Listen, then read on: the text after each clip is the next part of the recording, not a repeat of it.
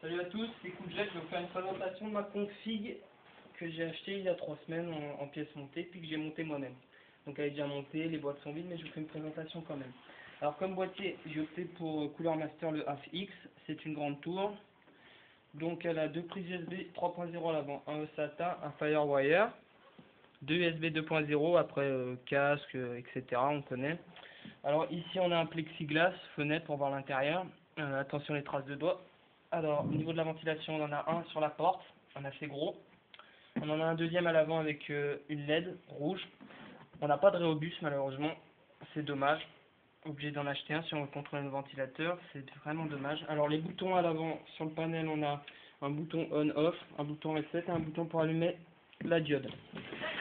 Alors, au niveau de la tour, qu'est-ce qu'on pourrait dire? Alors, je vous ai dit un ventilo là, un ventilo sur la porte. On en a un troisième ici et un quatrième ici. On peut en rajouter un en option ici. Alors après, on a tout ce qui est... Alors, on a un cache-câble. On met l'alimentation ici, elle permet de cacher les câbles. C'est vraiment bien fait. On va pas se mentir. Le panel à l'avant, ce qui permet de cacher le bouton, c'est vraiment pas mal fait au cas où on appuie sur le bouton malheureusement. Mais bon, assez compliqué à bouger. On a des passes water cooling à l'arrière du boîtier. Enfin bref, c'est un excellent boîtier, je recommande. On continue.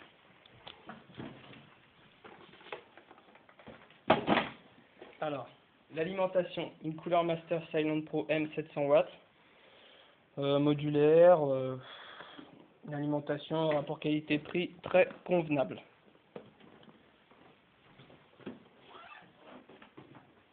La carte mère, une Sabertooth P67, socket 1155 révision B3.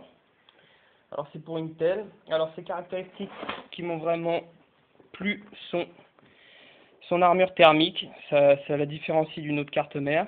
Donc elle a une armure complète noire, deux prises PCI Express, elle est compatible pour le SLID chez Nvidia et Crossfire chez ATI.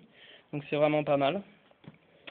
Après, c'est surtout son armure qui me plaît. Et alors, elle a une sonde, quand on l'a installée, on va installer un logiciel, c'est le Thermal Radar, ce qui nous permet, car elle a 12 sondes, je crois, si je dis pas de bêtises, et ces sondes permettent de connaître toutes les températures de tous les composants de sa carte mère. Très bonne carte mère. On continue. Alors, la carte graphique, une Genward, la Phantom, GTX 580, compatible 3D, Physics, CUDA, compatible SLI. Au niveau des connectiques Dual DVI, un DisplayPort et un HDMI. Très bien fini, c'est du package à 400 €, donc c'est vraiment de la qualité. Alors à l'intérieur, il nous fournit un adaptateur VGA, bien entendu, pour ceux qui n'ont pas d'écran LCD, parce que on n'en a pas tous un, ça coûte assez cher. On continue.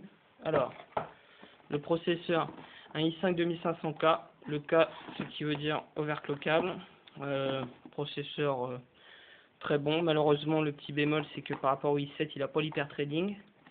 Mais bon, il coûte moins cher et pour un gamer, moi je suis un gamer, je suis une créature du soir. Et donc, c'est un processeur qui va parfaitement pour les jeux, je recommande. Alors, le ventirad pour lequel j'ai opté, c'est un Noctua, le NH-U12PSE2. On va pas faire de la publicité pour Noctua, mais bon, c'est du costaud Noctua. Donc, très simple à monter. Je vais pas vous mentir, c'était mon premier montage. Et il est vraiment très simple à monter, c'est très bien expliqué, on a les outils. C'est du Noctua, très silencieux, efficace, on peut régler la vitesse. Parfait. Alors, pour la mémoire RAM, j'ai opté pour du G-Skill. 2 barrettes de 2 Go, ça nous fait 4 Go. En DDR3, c'est du 12800. C'est parfait pour moi. On continue. Alors, la carte Wi-Fi. Oui, je suis pas sur le câble, je suis en Wi-Fi moi. C'est une 300 Mbps wireless N. Connectique PCI à l'intérieur avec deux antennes qui se vissent, qu'on peut régler. Tac, il a une très bonne portée. C'est vraiment du bon matos. Alors pour terminer, j'ai pas la boîte du disque dur, mais c'est un Samsung SpinPoint 1 Tera, SATA 2. Et le lecteur, c'est un lecteur LG premier prix 20 € qui m'a servi juste à installer l'OS. Voilà, je recommande une configuration. Je vous remercie d'avoir regardé ma vidéo.